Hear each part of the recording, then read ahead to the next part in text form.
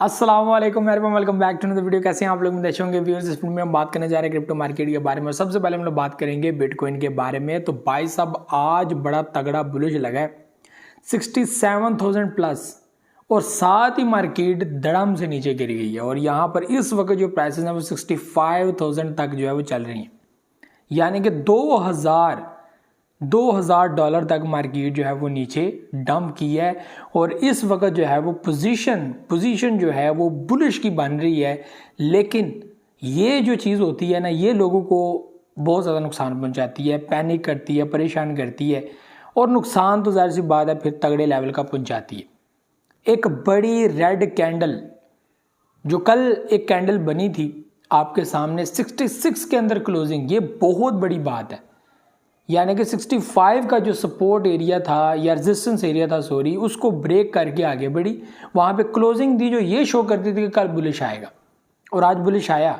67 के अंदर जो है वो मार्केट अपनी अप्रोच कर गई। लेकिन उसके बाद जब मार्केट गिरी तो लोगों को लिक्विडेट करके रख दे यहाँ पे तगड़े लेवल पे, ठीक है, तगड़े लेवल पे। यहाँ पे स्टॉप लॉस हिट हुए हैं लोगों के फ्यूचर ट्रेड के अंदर।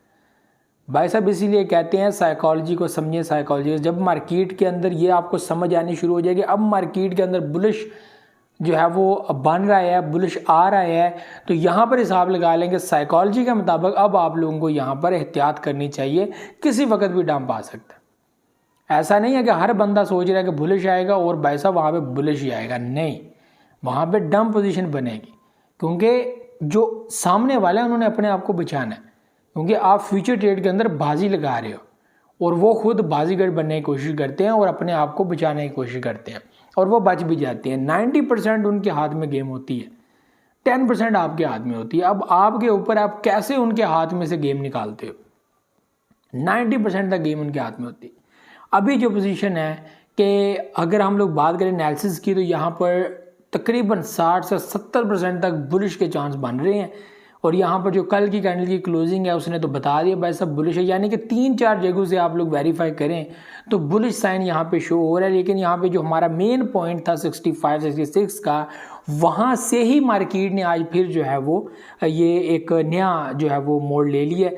और यहाँ पर जो आज की कैंडल है वो बड़ी वीक देने के बाद आज रेड कैंडल बना चुकी है। अब देखना यह है कि क्या सच में ये रेड होगी या फिर ये वापस से ग्रीन की तरफ बढ़ जाएगी। और सिर्फ पब्लिक को स्टॉप लॉस जो हिट है वो करने के लिए आई थी। ये सारी चीज़ें जो है वो अब आज की कैंडल क्लोजिंग के बाद होगी कि हो क्या रहा है, सीन क्या है। अगर ये रेड की तरफ वापस चलेगी तो ये टोटली पब्लिक को लिक्विडेट करने के लिए किया गया है, टोटली।